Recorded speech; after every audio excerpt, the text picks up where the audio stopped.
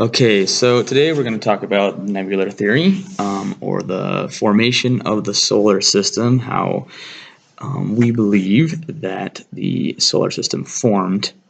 You'll see that it's pretty simple and it actually makes quite a bit of sense. Before it began, so the solar system, before it looked like it does today, actually was just kind of like a big clump or bunch of clumps of like gas that was just aimlessly floating around in space. All right, we call this a nebula. We see these, astronomers see them all over using the telescopes and whatnot. This is actually an image taken from the Hubble telescope. The nebula is just an enormous cloud of dust and gas. It's mostly hydrogen and helium. Those are the two most common elements in the universe, and they're also the two most common elements in the solar system. So one part of the nebular theory, what they think happened is this ball of gas was just sitting there, not doing anything. Nothing was acting upon it, and therefore it was just kind of there.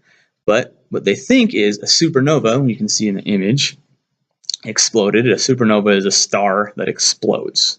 You know, it's huge.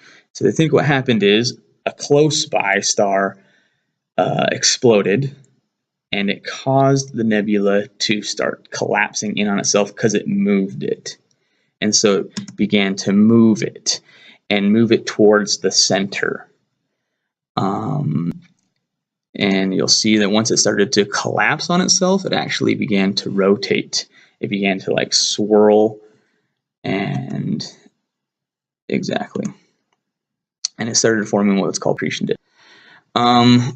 Once it started spinning, so here's this image right here, shows kind of what it started to look like after it started spinning, years later. It started to heat up and started spinning faster and faster, and you start seeing this, what's called a protosun. It's that big yellow ball in the middle of this image. A protosun is just basically like before the sun. So this is like the baby sun. It's just being born. After the protosun had developed, it's still spinning. There's still all that dust in the accretion disk. Out in the accretion disk, you began to get what are called planetesimals. They began to form within the swirling disk, and they were like big chunks of rocks.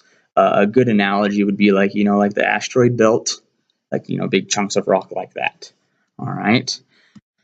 But what happened is these small chunks of rock begin to run into each other, and they begin to hit each other, and they collapse in on each other. They are the building blocks of the solar system. So going back a little bit, what's causing all this to happen is gravity. Gravity, like you've learned before, is as something gets more massive, as it gets more volume, more mass, technically, it'll have more attraction.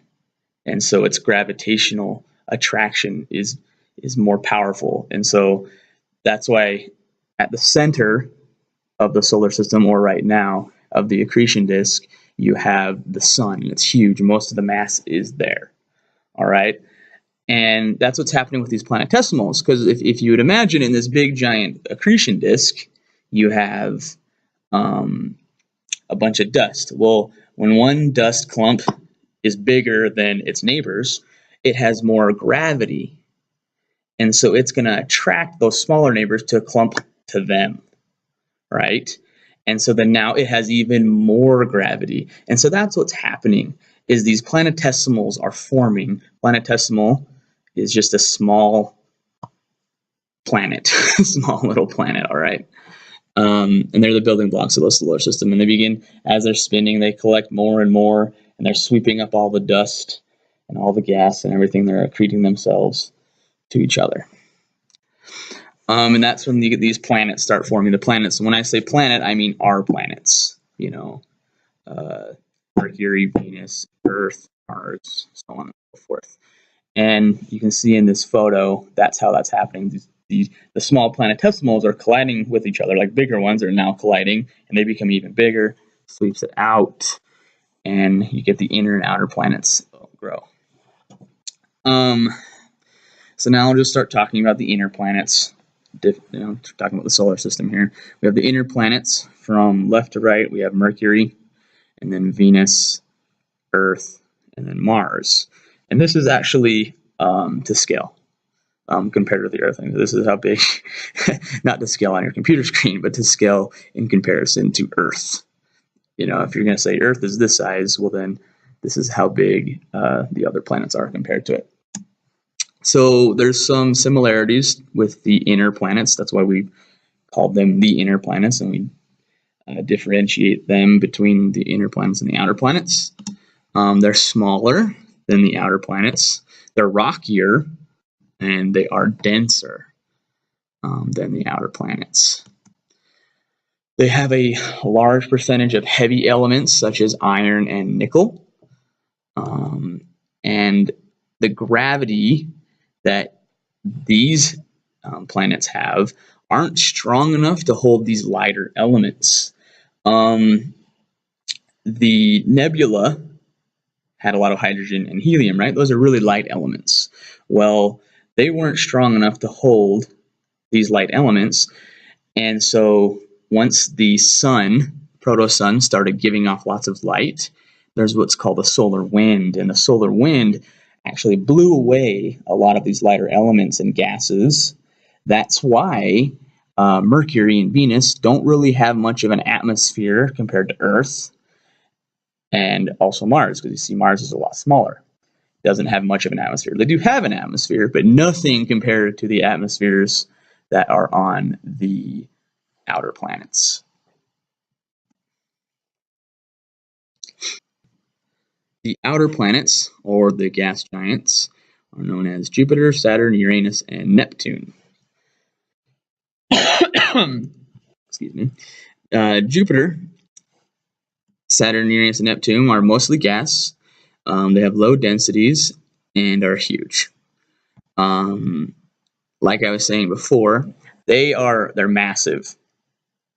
They have so much more gas because that solar wind, they're too far away for that solar wind to have done anything. And in fact, scientists think that if not all of the lighter elements that were blown away by the solar wind from the terrestrial planets or the inner planets, they were then taken up by these outer planets.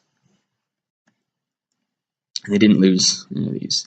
On these outer planets, they're so big that there's tons of heat and pressure, lots of it, that is forming all different layers of liquids and gases. If you just look at them and see the different layers, that's actually different layers of liquid and different layers of gases.